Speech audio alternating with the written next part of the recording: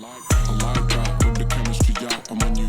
Like that, we could remedy that. I'm into energy and selling the facts. Tenderize my tendencies, ribs, stay better. আজকে আমরা আছি Hamad international এয়ারপোর্টের সামনে, যেটা পৃথিবীর অন্যতম ব্যস্ত এবং আধুনিক এয়ারপোর্টের মধ্যে একটি। বিখ্যাত হচ্ছে এর আধুনিক ডিজাইন, যেটা আপনারা আমার পিছনে দেখতে পারতেছেন। আর একে গেস্ট ফ্রেন্ডলি কেন বলা হয় সেটা হয়তো আমি আপনাদেরকে বুঝিয়ে বলতে পারবো না, কিন্তু এটা আপনারা ভিডিও দেখলে অবশ্যই বুঝে যাবেন যে এটাকে কেন গেস্ট ফ্রেন্ডলি বলা হয়। আর আপনারা যদি দেখেন এর ডিজাইন, এর পরিবেশ, এই মরুভূমির একটা দেশের মতো একটা জায়গায় এরকম সুন্দর একটা পরিবেশ, আপনারা গাছপালা থেকে শুরু করে ভিতরের কথা তো বলার শেষই নেই। যদি আপনারা এয়ারপোর্টের বাহিরের পরিবেশ একটু দেখতে চান, তাহলে আপনাদেরকে আমি এয়ারপোর্টের বাহিরের হালকা পরিবেশ দেখাই। এয়ারপোর্টের বাহিরে এগুলো হচ্ছে সম্পূর্ণ গাছপালা। পরে সামনে দেখতে পারবেন স্টাফদের জন্য এটা দিয়ে যেটা দেওয়া আছে, এটা হলো একটা মসজিদ। তো বাহিরের দৃশ্য তো দেখা হলো, চলেন এখন শুরু করা যাক। ভিতরে কি অবস্থা সেটা আমরা একটু দেখি, অতিথি অপরিণতা কীরকম বা কী আসে বিষয়, এগুলো তো সম্পূর্ণ একটু নিজের দেখা উচিত। চলেন। আপনারা এখন যে জায়গাটা দেখতে পারতেছেন সেটা হচ্ছে ইমিগ্রেশনের পরের এলাকাটা। ইমিগ্রেশন এরিয়াটাতে ভিডিও করা যায় না, সেই সুবাদে আমি আপনাদের আসলে ভিডিও করে দেখাইতে পারতেছি না। এই জায়গাটাকে বলা হয় টেডি বিয়ার এরিয়া। এটার অরিজিনাল নাম হচ্ছে ল্যাম্ব বিয়ার। তো এটা আসলে সুইজারল্যান্ডের শিল্পী ইউআরএস ফিসারের মাধ্যমে তৈরি করা হয়েছে। এটার উচ্চতা প্রায় 23 ফুট, মানে হচ্ছে প্রায় 7 মিটার। আর ওজন হচ্ছে 18 থেকে 20 টন। এই ছোটো একটা জিনিস, যেটাকে দেখে মনে হচ্ছে আসলে এটা কিন্তু অনেক ছোট না, এটা অনেক বড়। এটা মূল উপাদান হচ্ছে ব্রোঞ্জের তৈরি। আরেকটা মজার ইনফরমেশন সেটা হচ্ছে এটা আসলে মূলত এখানের জন্য তৈরি করা হয় না। এটা কিন্তু ছিল হচ্ছে নিউ ইয়র্কের একটা আর্ট অকশনের মাধ্যমে নিয়ে আসা হয়েছে। এটা প্রথমে নিউ ইয়র্কে ছিল, ওখানে অকশন হয়েছে। এটা $6.8 মিলিয়ন কেনা হয়েছে। সেটাও কাতারের যে রাজ পরিবার আছে তারা কিনে নিয়ে এসে এখানে দিয়েছে। তো ল্যাম্ব বিয়ারের পরেই হচ্ছে যে জিনিসটা দেখা যায় সেটা হচ্ছে টোটাল ডিউটি ফ্রি এরিয়াটা। এরিয়াটাকে আসলে আমরা ডিউটি ফ্রি এরিয়া না বলে এটাকে বলা যেতে পারে যে লাক্সারি যত ব্র্যান্ড আছে সেটার একটা হাব।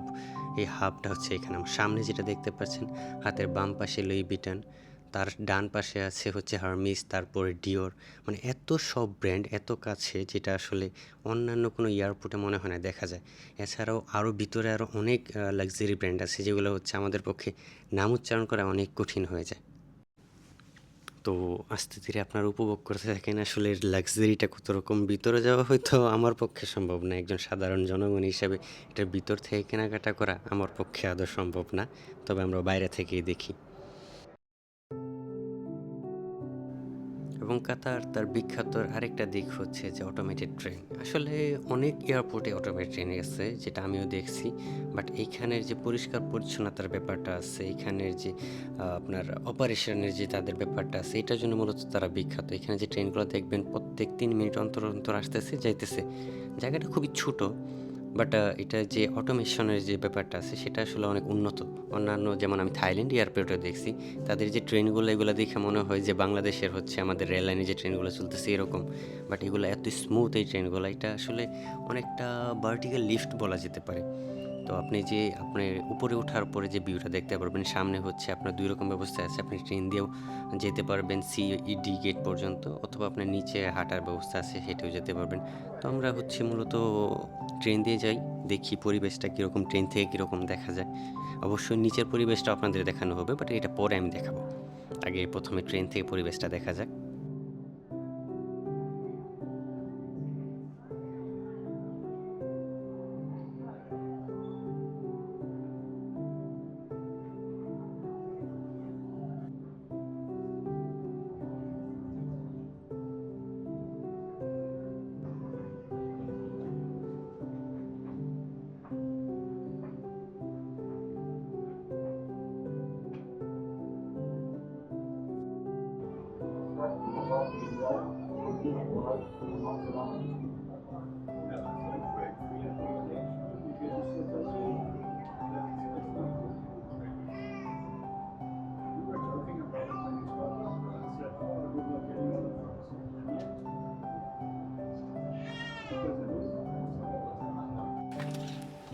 তো আমরা হচ্ছে সাউথ সাইড থেকে ট্রেনে উঠলাম, ট্রেন থেকে নামলাম হচ্ছে নর্থ সাইডে। এই সাইডটাকে বলা হয় নর্থ সাইড। এখানে হচ্ছে সিডিই যে গেটগুলো আছে এগুলোতে মূলত এখানে যাত্রী আসে। আর আমি যে ব্যাপারটা বলতেছিলাম যে আপনাদেরকে হচ্ছে পরিষ্কার পরিচ্ছন্নতার একটা ব্যাপারটা, পুরা কাতার এয়ারপোর্টটা আপনারা দেখতে পারেন, কোনো জায়গায় কোনো এক ফোঁটা ময়লা নেই। আর ক্লিনিং তো অল টাইম চলতেছে। একটু আগে আপনারা দেখলেন যে ওরা ক্লিনিং করতেছে, প্রচুর পরিমাণ ক্লিনিং স্টাফ এদের, আর অল টাইম ক্লিনিং করতে থাকে। এবং আপনি এই যে এদিকটা ভিউটা দেখেন, হচ্ছে আপনার হাতের বাম পাশে যে জায়গাটা দেখতে পারতেছেন, এটা হচ্ছে লুই ভিটন। লুই ভিটন সারা ওয়ার্ল্ডে একটা মাত্র ক্যাফে আছে, তাদের একটা মাত্র লাউঞ্জি আছে, সেটাই হচ্ছে একাতো এয়ারপোর্টের ভিতরে। এটার ভিতরে এন্টার করার মতো আমাদের আসলে হেসিয়ত নাই বললেই চলে। এটার জন্য হচ্ছে আলাদা তাদের লুই ভিটনের একটা মেম্বারশিপ আছে, সেটা লাগে।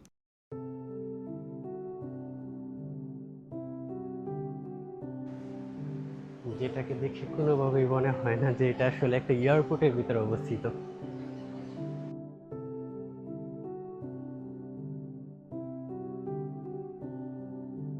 I like that with the chemistry, yeah. And when you vibe that, we could remedy that. I'm into energy and telling the facts. Tenderize my tendencies. Ribs, they better be back, so relax. I'm on the track, this right is my home. I never act, so you feel my tone. You been alone, oh no. Here we go again. And you said that we were only friends. I like that.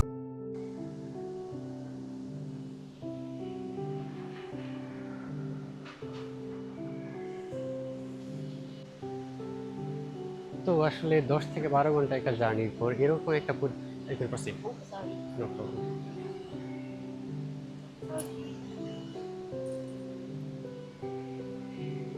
তো 10 থেকে 12 ঘন্টা একটা জার্নির পর আসলে এরকম একটা পরিস্থিতি, এরকম একটা জায়গায় যদি এসে কোনোভাবে দাঁড়ানো যায়, আমার মনে হয় না যে জার্নির আসলে যে কষ্ট পরিশ্রমটা থাকে সেটা কোনোভাবেই থাকে। আসলে এখানে বসার পর আমার সত্যি কথা হচ্ছে পুরো রিল্যাক্স হয়ে যায়। তো চলেন গার্ডেনের নিচটা আপনাকে একটু দেখায় নিয়ে আসি।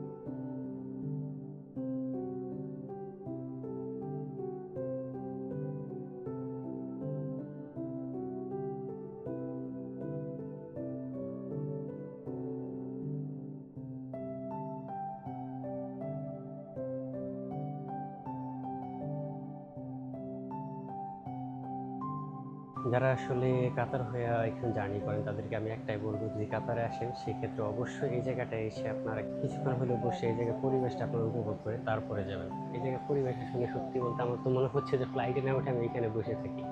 সামনে এত সব লাক্সারি দোকানের সামনে এখানে আসলে এই প্রকৃতিতে বসে আমার মনে হয় যে আসলে অলমোস্ট ইউরোপের কাছাকাছি চলে আসছে এই জায়গাটা। শুধু বাহিরে যদি মরুভূমিটা না থাকতো তাহলে আমরা ইউরোপ বলে এটা চালা দিতে পারতাম, যারা তো এই জায়গায় আছি তারা।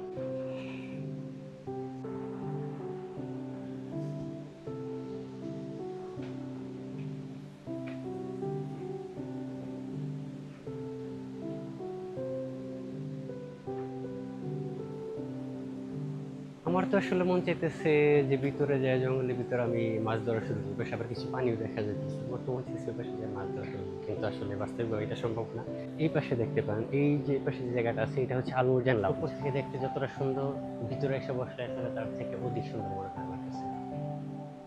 ফ্লাইটে আসছে আর মাত্র 10 মিনিট পরে বোর্ডিং স্টার্ট হয়ে যাবে, আর আমি এখানে বসে আছি, মনটা তো চাইতেছে না যাওয়ার জন্য।